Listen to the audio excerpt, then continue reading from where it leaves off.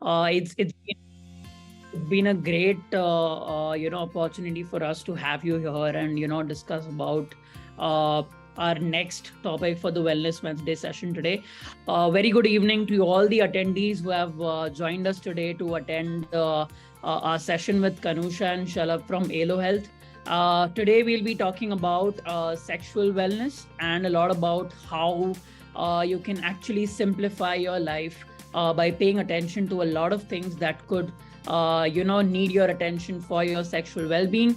And today's topic seems to be really interesting. I'm actually really excited to know a lot of things from Kanusha, and it's gonna be a great learning session for all of us, I'm sure. Why? Because lately in all our previous sessions we've been talking a lot about different strategies, different well-being strategies, coping mechanisms, and understanding our mental health on a different level every Wednesday.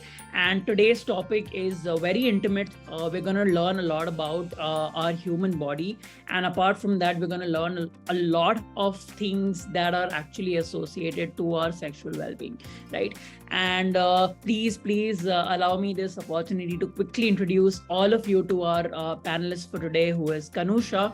So Kanusha here is a psychotherapist, and she's from Allo Health, which is a full stack digital platform. It's a health clinic for sexual well-being, and it provides personalized, discreet, judgment-free solutions for sexual disorders. And I think that's the most important thing today, and it's the need of the hour. And I think it's great to have panelists like Kanusha come and talk about such things, and help us demystify all the stigma and things that are associated with sexual wellness, right? So thank you so much, Kanusha, for being here today.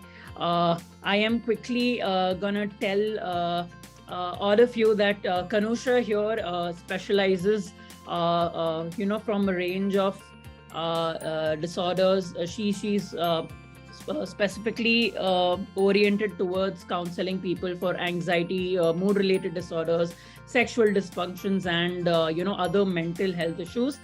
And today Kanusha would be taking us through the entire journey of how all of us as employees working in different organizations can take care of our sexual wellness and move towards a better well-being every day.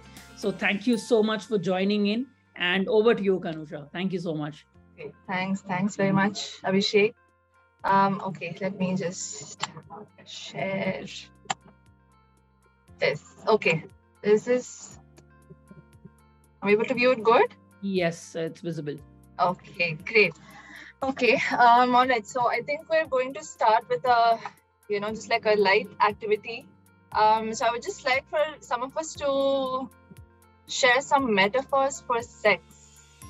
An example could be someone might say sex is like a rainbow on a rainy day, or like an ice cream cone with different flavors or whatever, right? And I would really love for as many as of y'all to participate. Please either type something on the chat, or I think it would be great if you could unmute and speak. The more interactive, the better it would be. So yeah, any metaphors? And also, Abhishek, I think someone had a query of wanting to unmute himself, Nishant Singh. Yeah, so very quick update. So we'll be having a Q&A session towards the last 15 minutes of the session. And we'd request all of you to please interact with Kanusha by putting down your questions on the chat. And, please make sure we all participate, because it's going to be a great journey. Yes, thanks. Okay. So is that okay? Someone had a query on the chat. So we'll allow people to put their questions on the chat later. Okay. Yeah, okay. Yeah. Cool. Yeah. All right. Okay. So yes, people, any metaphors for sex? Any ideas? It would be really nice to hear some. I gave a couple of examples, right? Abhishek, you can start maybe just a rainbow on a rainy day, or something to do with ice cream. Something to do with balloons, just anything.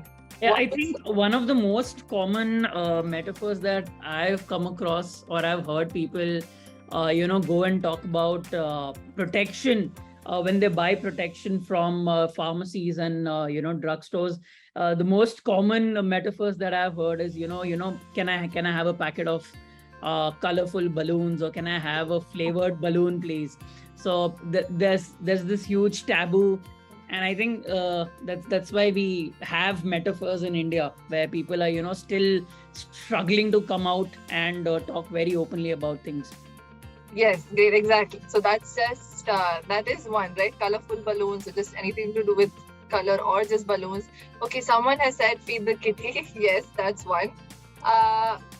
Okay, Abhishek Rikis requested to activate the chat section. Rajneesh, can we please have the chat activated?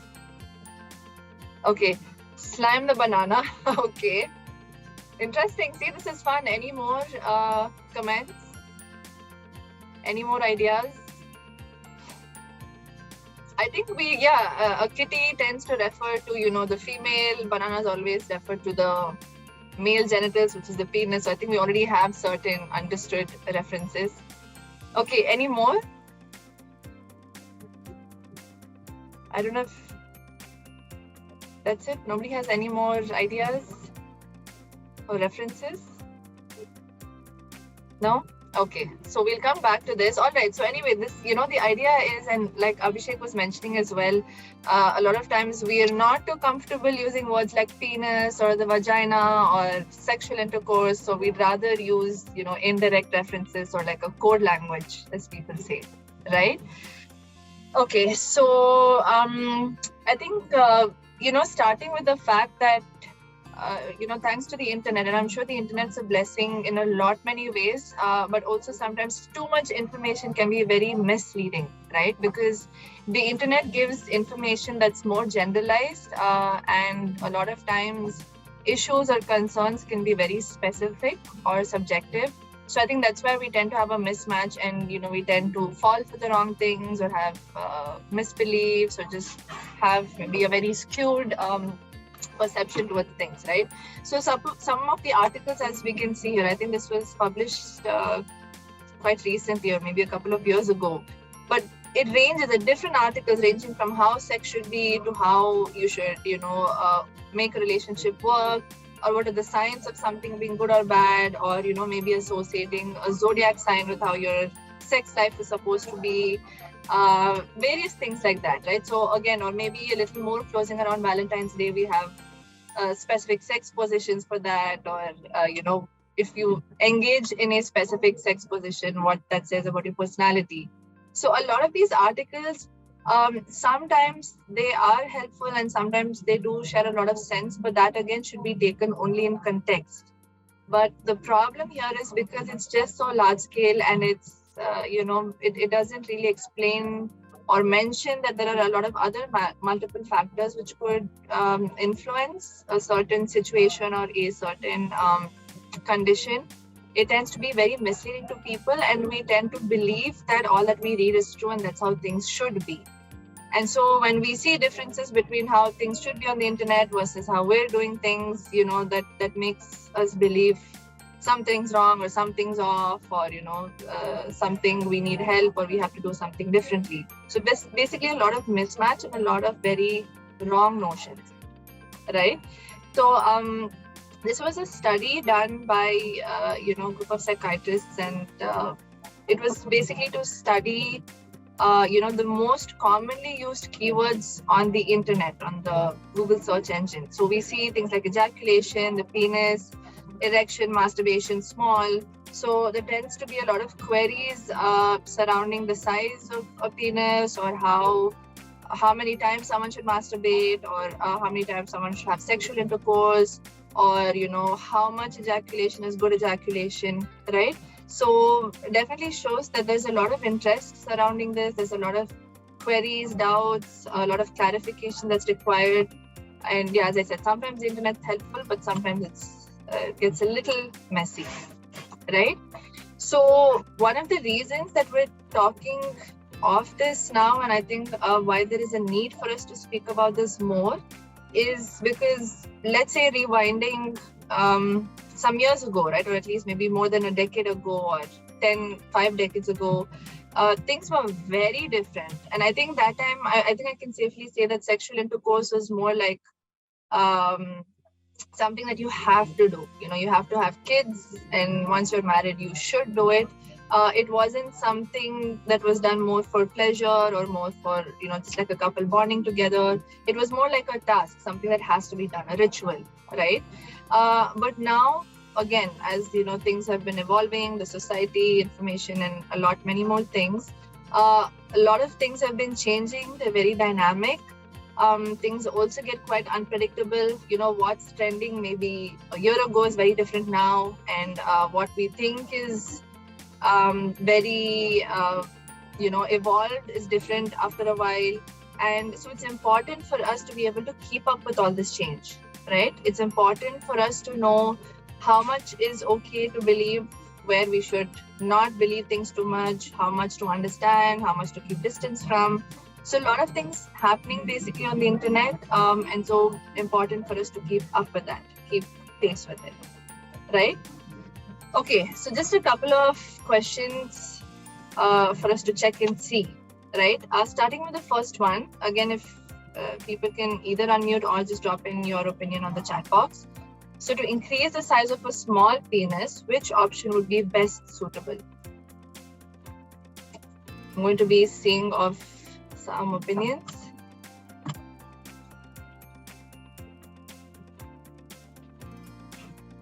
Yes. People, can you give me your answers, please? What do we think would best? Okay, someone has said none. Okay, what about the others? None again. Okay. Someone says the first one. Okay, again, none. Okay, all of the above. Any more opinions? Not required. Yeah, we'll definitely not required. But if we were to increase the size, what would we do? Okay, someone says the third one.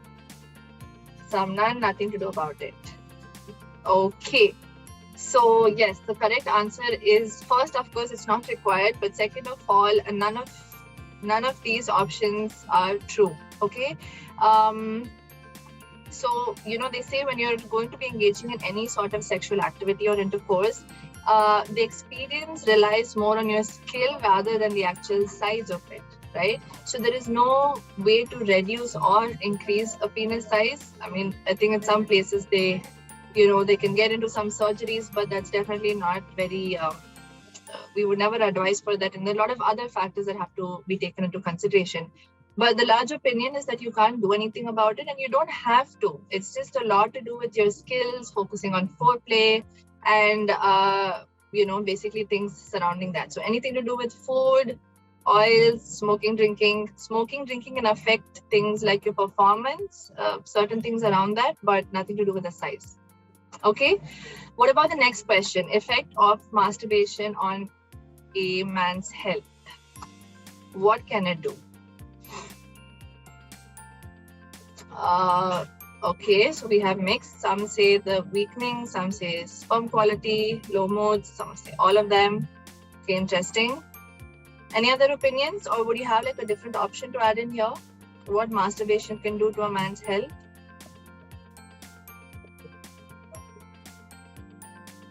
Okay.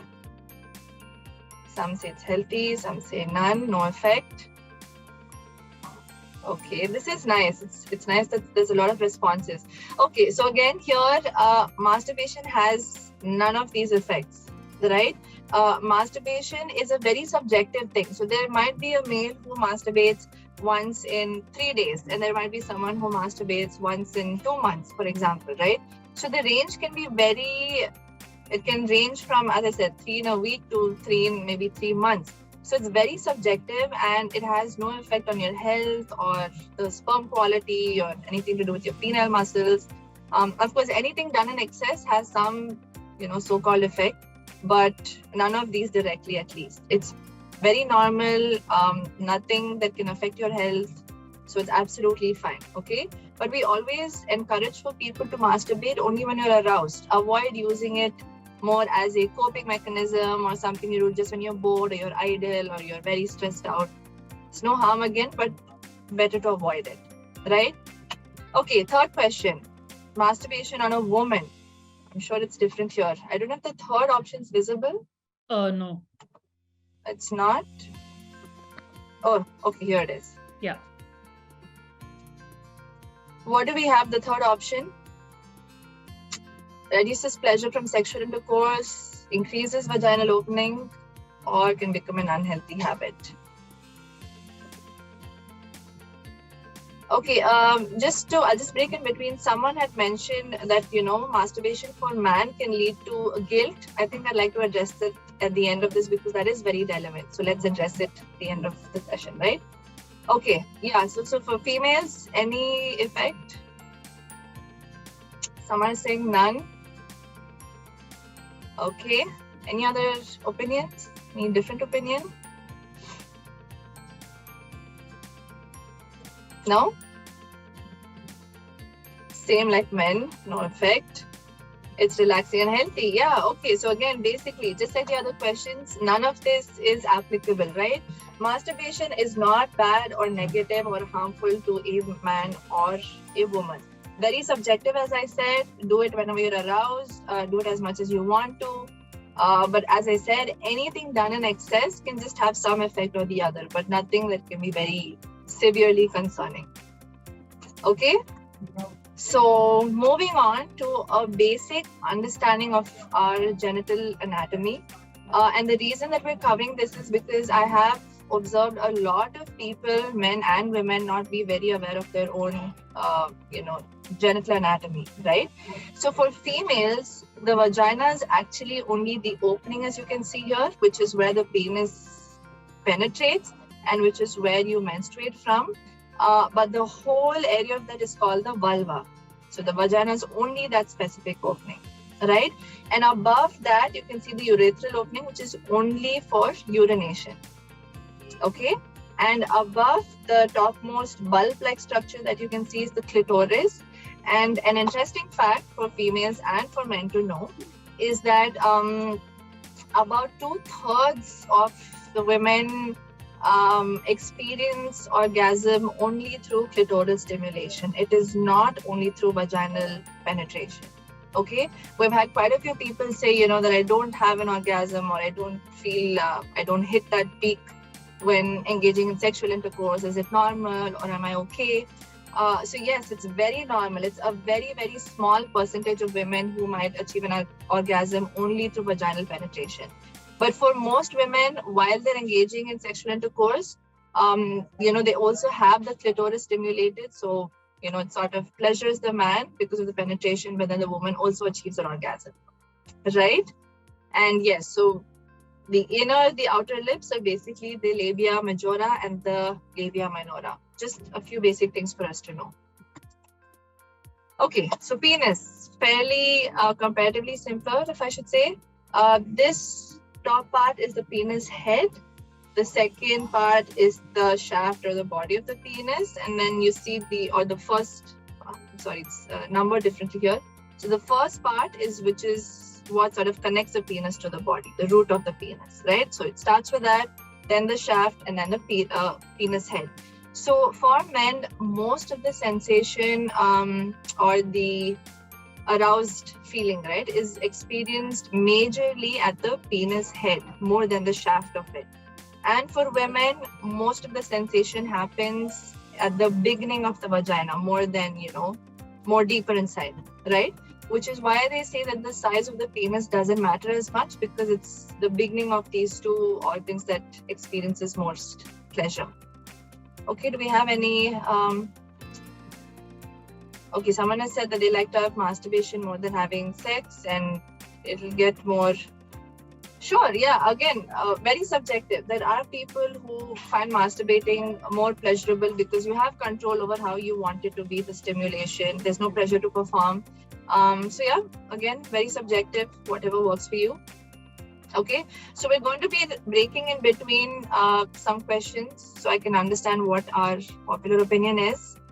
So what do we think? Do all physical contact between couples lead to sex, or should it lead to sex, or only sometimes? What are our thoughts? People with answers? That matters case to case. Someone's asking if a penis tilted to a 30-degree left a problem. No, so a certain amount of curvature during erection is perfectly normal, but something that's a little more on the extreme side should be checked by a doctor. Okay? Yes. Okay, so yeah, more opinions, more answers. Do we think it should lead to sex with couples? No? No? Yeah, doesn't have to always lead to sex. Yes, it depends on what both the partners want. It's not necessary. Absolutely right. So again, it's a very subjective thing, right? There are some couples who maybe choose not to have sexual intercourse for a while or after a particular time. Some of them might have it once every day. Some might have it once in 3-4 months. So I don't think there's any hard and fast rule. Definitely no strict, number of times. Very subjective, very specific, but definitely not a necessity that it has to lead to sex, right? Okay, let's start with the bottom left one. In a good relationship, there should be no arguments.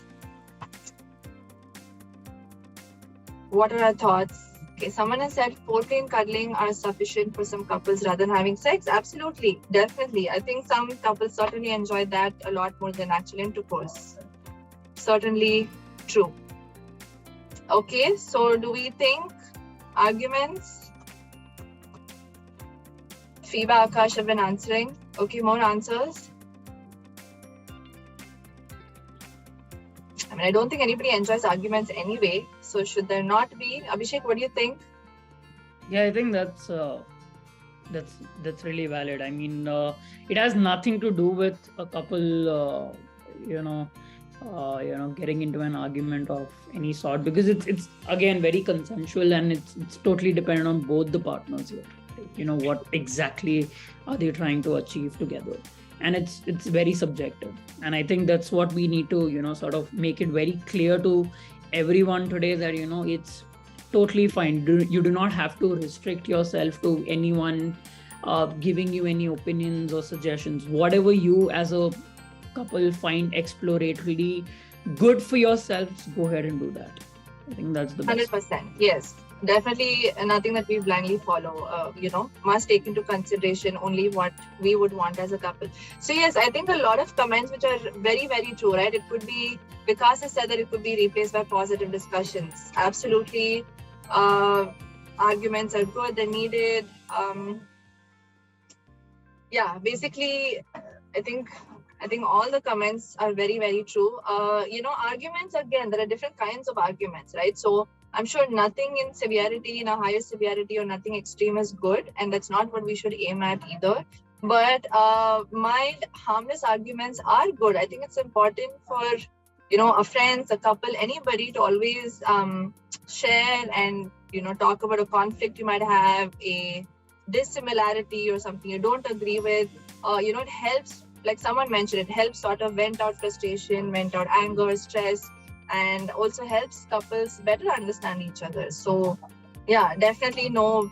I think it is definitely healthy to a certain point if couples engage in very light banter every now and then, right? Very nice. I think the comments that all of you have put have been really helpful. Okay, the second question. Sex is a very important part of a relationship. This is interesting. Okay, someone has said yes. Yes, okay. Anybody who thinks it's not as important, a relationship can still survive without it? Well, I have only yes answers till now. Okay, anybody who think otherwise? So I feel right now, there's this with the whole thing about the awareness of LGBTQ and the other genders that we have, there are a lot of partners today who might be asexual, who are not at all into any kind of sexual acts. And I think if the couple together, or even if one person who is asexual thinks that it is something that they shouldn't explore, I think there's still a way that they can find a common ground and maintain the relationship and keep it going. provided they have the right guidance from a psychotherapist or someone who is well oriented towards giving them the right counseling for how to take the relationship ahead. Because I think the root is definitely the feelings and the emotions. This definitely makes a lot of change. Physical contact does impact a lot, but then people might be asexual is what I think.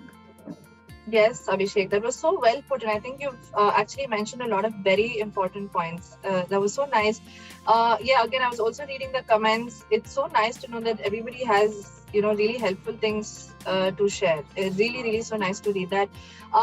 So again, just to sort of summarize what a lot of people have shared in the comments is that it's again, like Abhishek was also mentioning, that it's very subjective. It depends on, the sexuality, depends on what each person defines a sexual intercourse or a sexual activity. Some people find it very important. Some people say, if the emotional relationship is good, then, sex is, it sort of automatically works out fine. Some people feel if the sex works well, that's what takes care of the emotional bonding. So, again, a lot of multiple factors involved. But yes, I think sex, again, is not necessary. It's not something that has to be done for a relationship to work out well. But it definitely plays a pretty strong role for most couples, right? It helps in bonding. It helps in a lot many things, just keeping a couple together. Which brings us to this point that a good emotional relationship often influences or determines how the sexual relationship is going to be. And how good a sexual relationship also determines the emotional bonding or the emotional relationship of someone, right? So I think it works both ways. It's very, very rare for let's say a couple to be very incompatible and not be not bond with each other at all, but then the sex is really good, or for them to be very close to each other, the emotional compatibility is very high, but the sex isn't as good, right? But most often, both of these things do have a very big primary effect on each other. So it's important to give both of it equal attention, and that can happen only through communication, right? One couple finds something, one person likes something, but the partner doesn't like something. You will have to compromise, try to find a middle ground, and that's just how things work out anyway, right? Any more comments? Yeah, both go hand in hand. Yes. Someone said, okay, demisexual a real thing. So if I know that demisexual is about, I think if you first look at the intellectual compatibility with someone and then, right? Yeah, okay. I think it's a real thing in the sense that it does exist for some people. I personally would think that this has maybe been there for quite a long time, but maybe now we just have a specific, word or a label to it. I'm sure for a lot of people, they just first want to see if they're able to have a good intellectual conversation, and that's what can be very attractive for someone else, right? This is also because people, have been brought up in certain way from their childhood, and there's a lot of conditioning that happens in the background that makes people have these kind of orientations, where they are, sort of first intellectually compatible and aroused because of their liking towards someone first, and then they would want to get into a sexual act.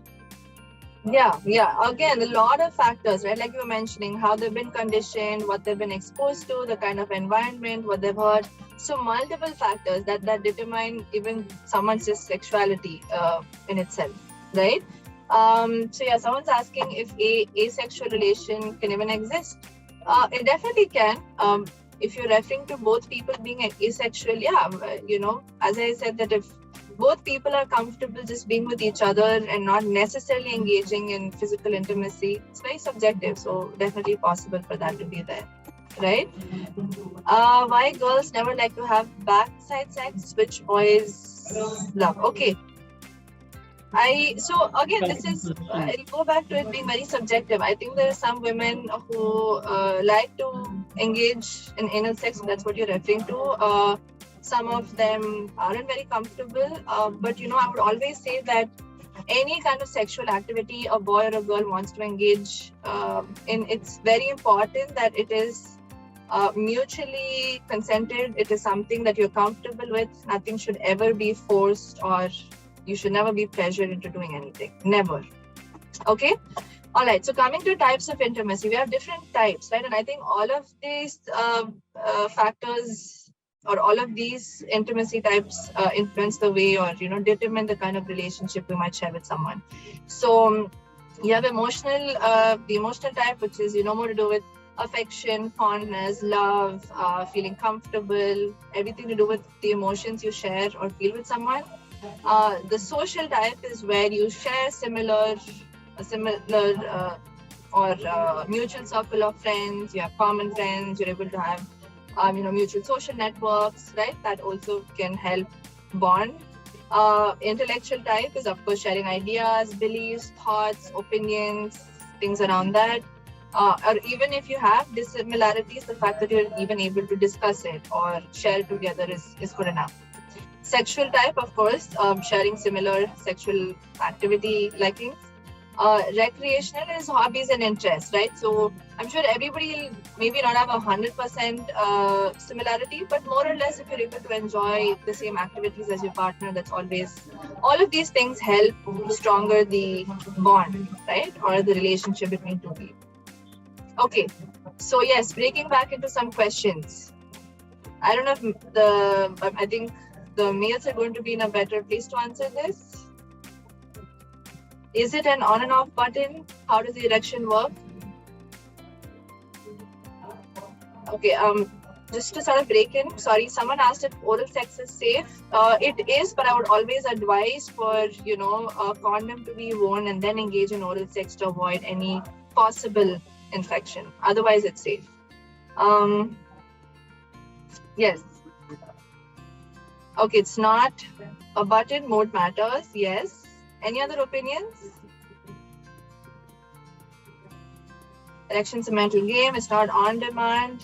Yes. Okay. So for on-track answers, right? Erection doesn't work that way. I mean, there are a lot of times where, a guy says, I was feeling very aroused, but I didn't have an erection, or I had an erection, but I wasn't really in the mood for it. So there are, again, a lot of factors in the body that have to work, be on the same page for an erection to happen. So if one or two factors are off, it affects the erection as well, right? It's, depends on stress. Stress can affect it. The sexual attraction, mood, yes. Everybody's giving very right answers. I think they can take the presentation themselves. Webinar. Yes? Okay. Right. So I was saying things like your blood flow, the nerve supply, balance of chemicals, hormones, all of these things play a very, very strong role in something that's a seemingly simple thing like an erection, right? But some pretty strong factors that drive it beyond happening. Okay, any questions to them? Okay, what if Vamsi says is erection something that happens as soon as you start to have sex? Again, I think it's very subjective.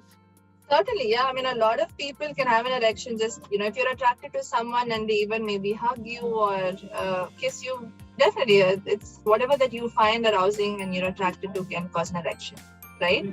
There are a lot of questions. I'm sorry, we'll maybe just, go ahead with this and I'll address some of them at the end. Absolutely. Yeah. Okay.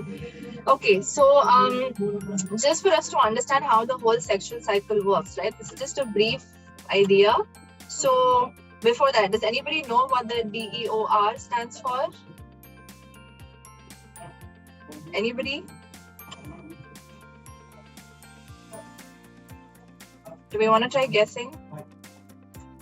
In the context of sexual intercourse or any activity, no idea. Okay, so the D stands for your desire. Okay, everything starts with that. I mean, I don't think you can have sexual intercourse or any sexual activity if you don't have the urge or the desire or the interest even, right? So everything starts with just like a feeling, just the need for it, the desire for it, right? Then it builds up to the excitement phase, which is where, for females, they start to have the lubrication, the nipples can get a little hard, the heart starts beating a little fast. For men, it's an erection, but they can also experience, the heart beating a little faster. So there are a lot of physical changes that happen in the body, which would be parallel the whole excitement phase, right? Then this builds, then you engage in whatever activity and you move on to experiencing an orgasm. So for a woman, she obviously, females don't ejaculate specifically, but for them, an orgasm's a feeling of a very, very heightened sense of pleasure. And they also experience a series of muscle contractions, right? That's sort of how an orgasm is for them. For men, it's of course an ejaculation for most time, but there are men who can experience an orgasm and not necessarily ejaculate, right? And the R is basically your rest phase. So once you go to the peak, post that you tend to feel very nice, you feel very relaxed, you feel, you just want to rest it out. You're in a very good place or a good state of mind. So this is generally how the sexual response cycle works. Okay. So this is very important for us to understand because a lot of people think sexual intercourse is the main thing and that's what matters the most, right? It is important, yes, but that's only the last one small bit of the whole sexual experience, right? This OC is what we refer to as the outer course. The intercourse is the actual penetration. The outer course is basically everything and anything to do with foreplay, hugging, kissing, cuddling. Those blanks are for, you people to fill up whatever that you would find part of foreplay. But, everybody has multiple erogenous zones, areas on the body, right? So it's important to spend a lot of time exploring these areas on your partner, spending time on that, not rushing straight into intercourse because there's a lot that you can do before. There's a lot that you can enjoy before and then finally end it with an intercourse, right? So sex, strictly speaking, does not mean you're having intercourse. It only refers to any kind of sexual activity, right? So either you say penetrative sex or you say sexual intercourse, that's what refers to the actual penetration, the penis, penetrating the vagina or whatever. So sex otherwise would generally mean any kind of sexual intimacy you're being involved in, right? Okay, so question again. Do opposite characteristics attract each other? What do we think?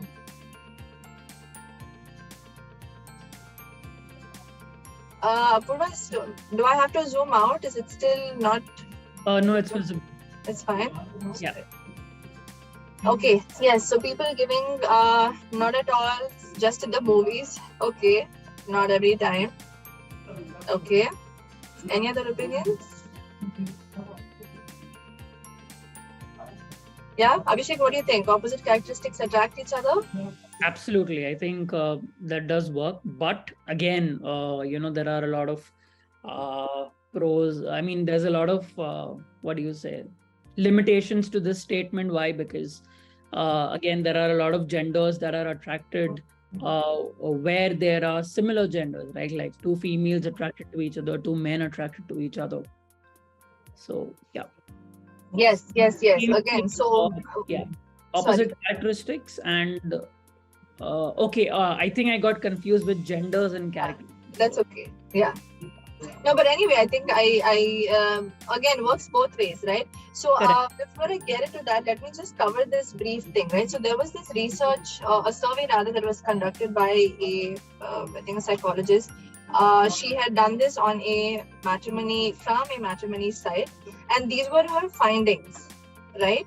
Of course, in this, the recent times of how a male and a female, bride and groom what they would look for in their going to be partner, right? So typical Indian men looked for, things like their color and, for them to look simple, charming, more homely, being very pleasant, very approachable, friendly, things like that. Indian women seem to look at qualification, job, the earning, their family background, how they're with their work, right? Physical appearance again. So the idea of this is, I think there are a lot of similar traits that, a man and a woman might look at for in their, possible future partner. But it's also important to know that Just because most people look at something doesn't mean you have to look at the same, right? At the end of the day, again, it boils down to what you find attractive, what you find appealing, and it should never go to a point where you say, okay, most people are looking for this, or this is what most of my friends are seeing, so I should have the same expectation as well. Okay? Things work commonly, but then it's also fine to have your own likes and dislikes, right? So opposites can attract. Sometimes it just doesn't work out. It just boils down to being subjective again. No hard and fast rule, right? Genitals in men and women are the only sex organs. So the penis, the vagina, the breasts, they're the only sex organs. What do we think?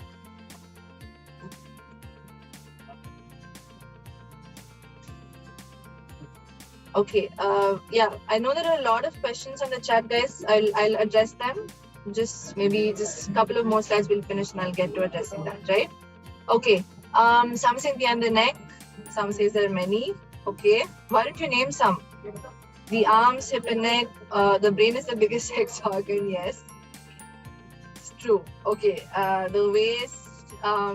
This is the most interesting question of the whole presentation, I feel, because it's so important for us to know how sex organs are not just restricted to the organs that help you complete the sex, but then it could be a lot of parts of your body that get you libido or get you that fetish, or actually make your sex better or make the whole process of sex exciting for you. So yes. Amazing presentation, I must say.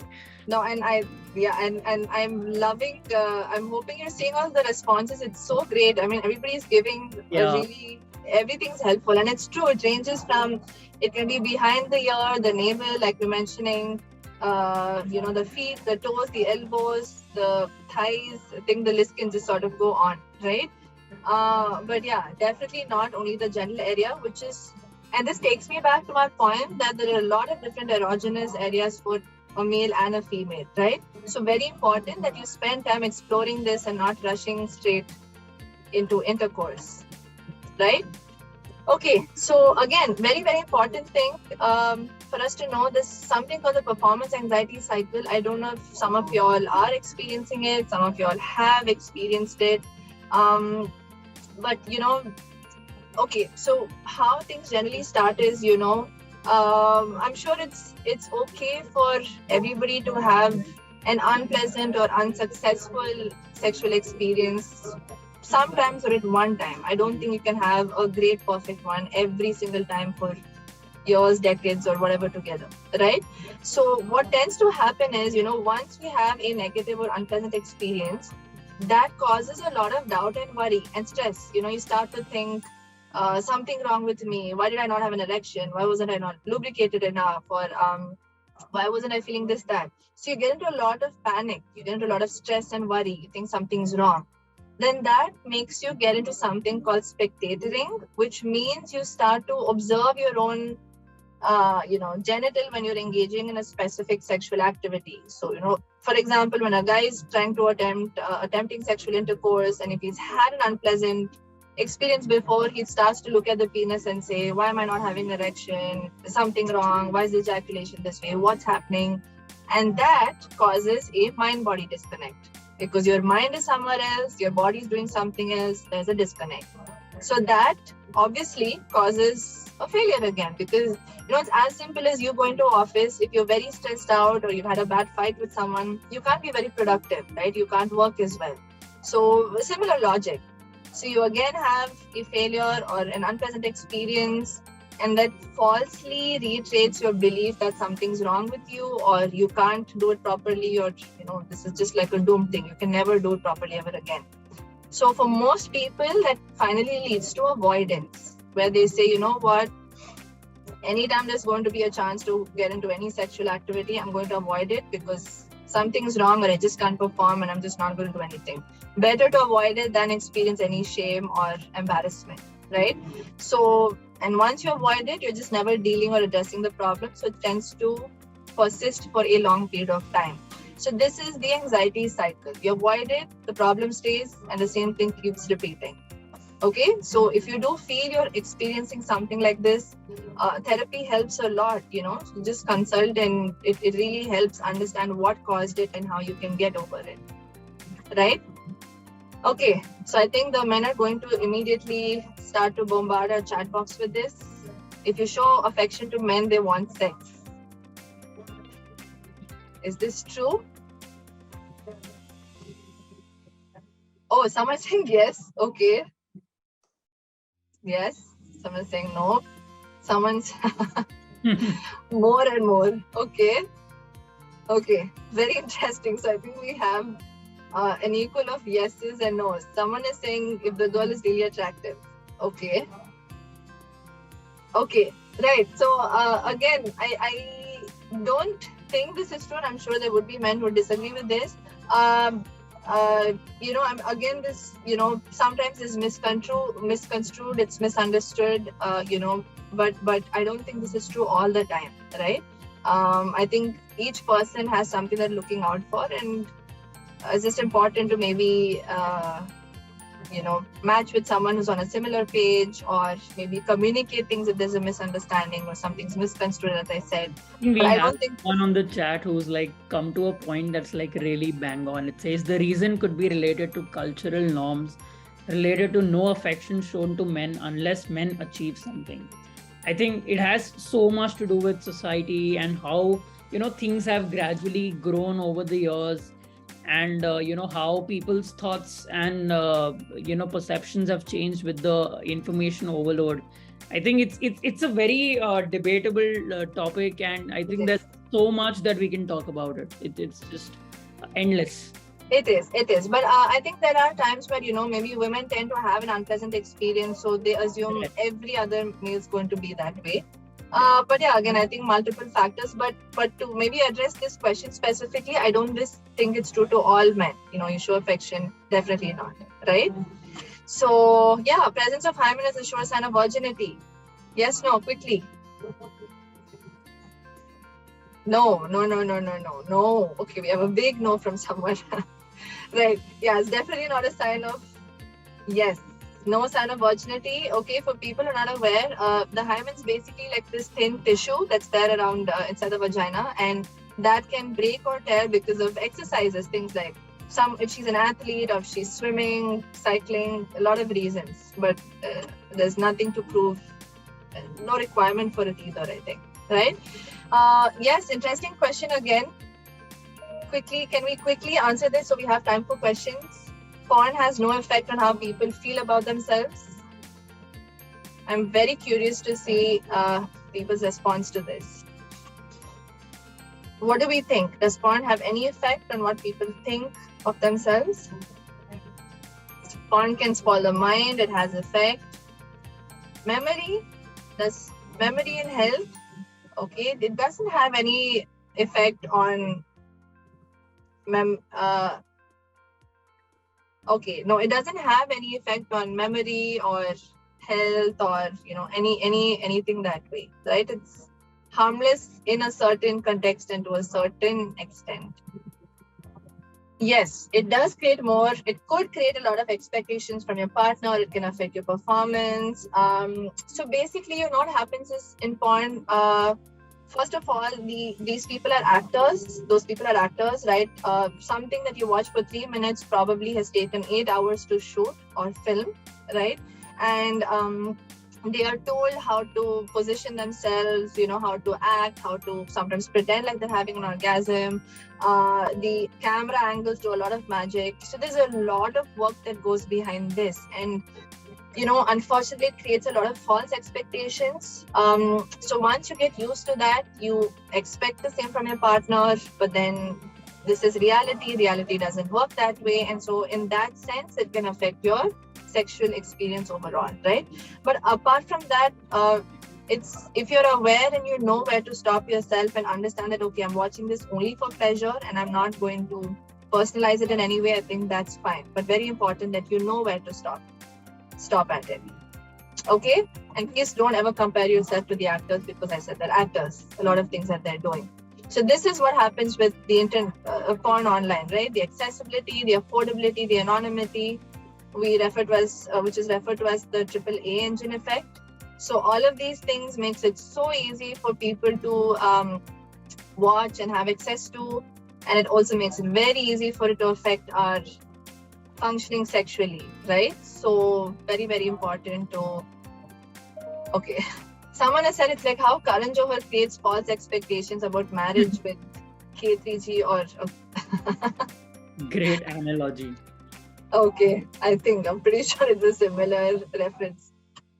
Right? Okay, sexting. So this is just the last point that we're covering.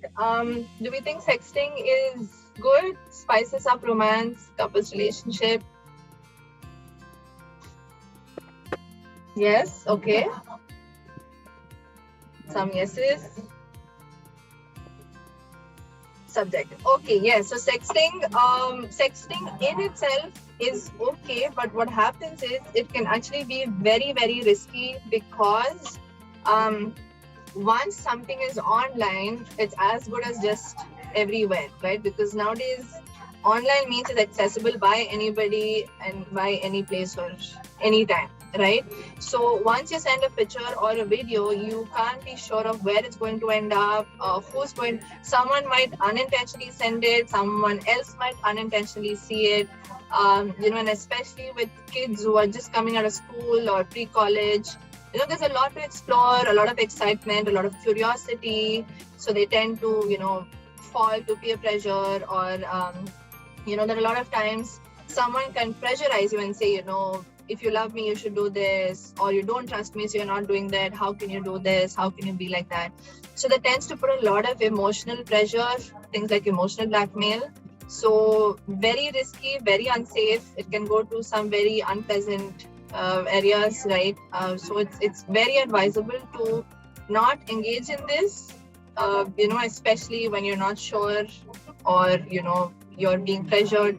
None of it, right? Always important to abstain, and you can always meet up with your partner and engage in whatever sexual activity that you want to at that point of time.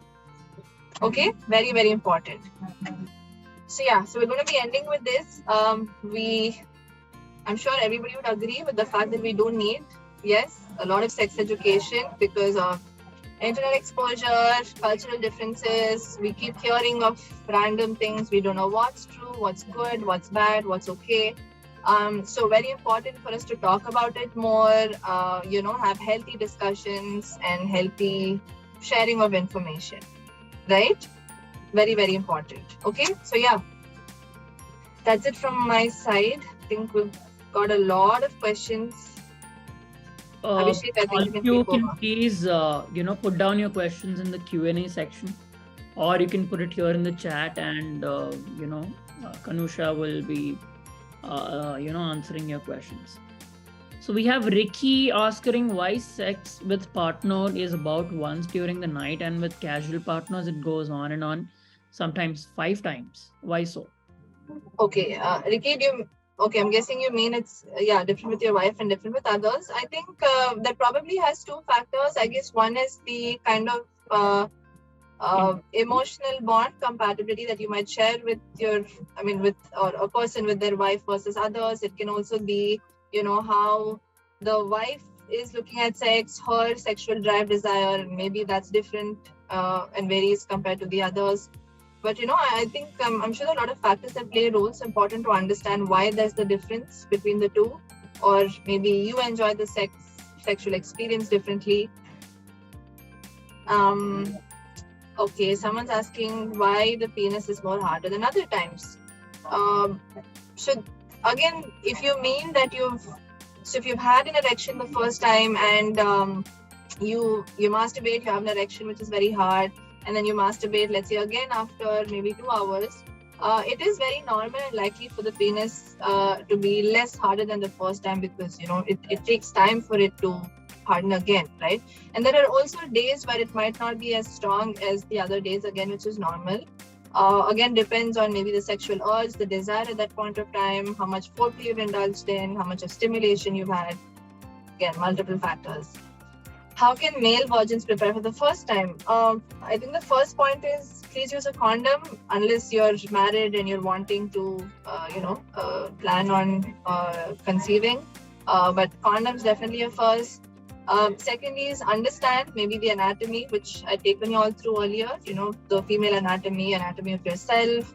Always ensure before you engage in any sexual intercourse, talk to your partner and ask her what she's comfortable with, what you're okay with. Ensure you're on the same page and then only go ahead, right? Is it normal to not like masturbation and still like want sex? Of course, certainly normal. You can either like only masturbation and not sex, or the other way around. Perfectly normal and fine. Trust is definitely required. Anything, always, never pressure, never force, be comfortable, be able to trust someone. Very important things to follow. Yes. Kanusha, I have a very nice question. So Yeah. I think, there could be a lot of people who probably have an unpleasant situation while having sex for the first time or for a lot of times.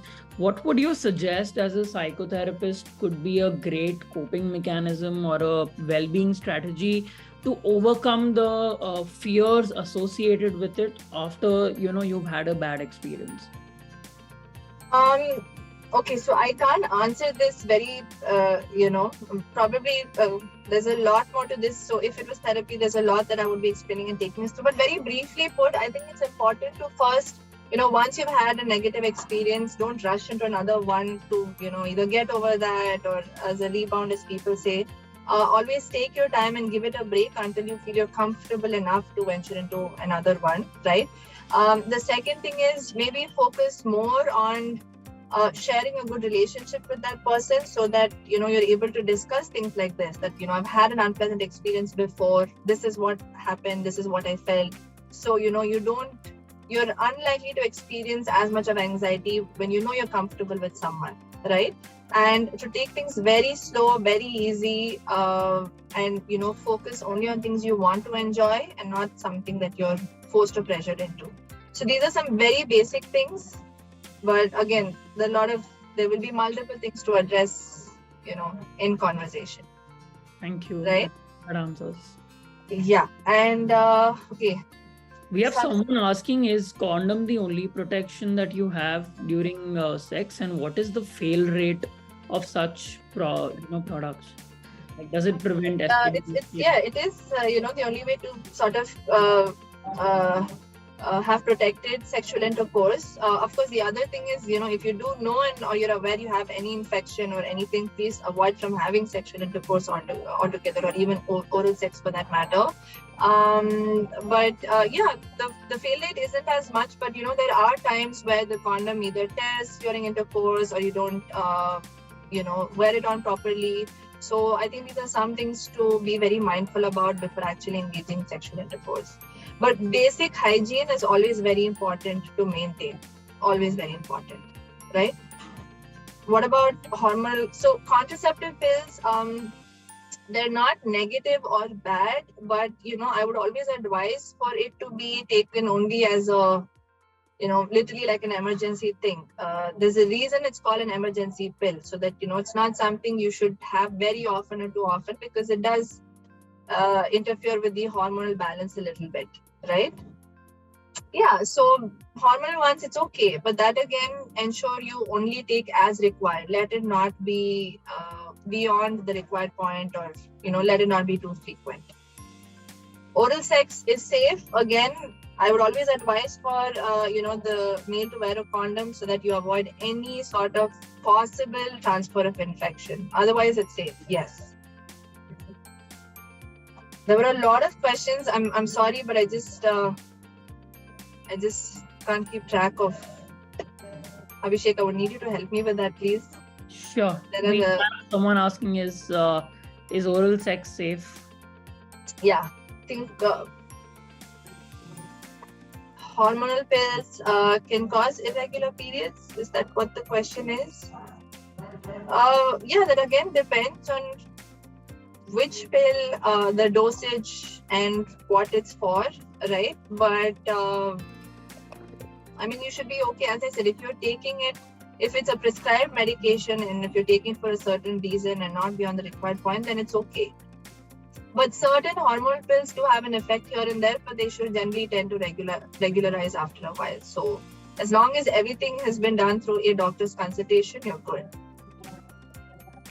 At what age should you educate kids about sex education? That generally no fixed age. I think the moment you start, it generally starts a lot around.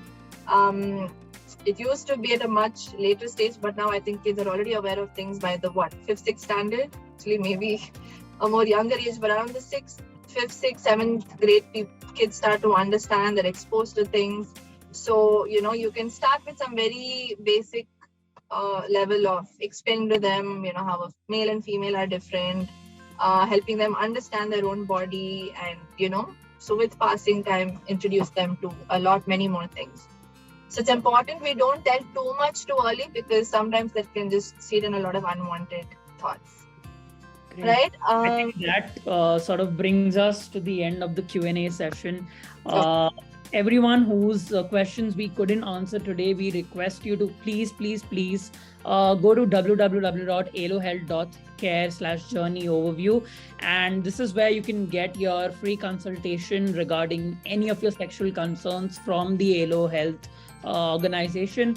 It has been a wonderful session, Kanusha. Thank you so much for enlightening all of us today, and putting it out there for all of us to sort of be more aware and move towards a better well-being when it comes to our sexual health. So thank you so much everyone for joining in, and we will get back to you soon with another session of Wellness Wednesday with Onsurity. Yeah, thank you so much, Abhishek, and everyone else for answering. It was really nice. Thank you, Kanusha. Okay, bye-bye. Bye-bye.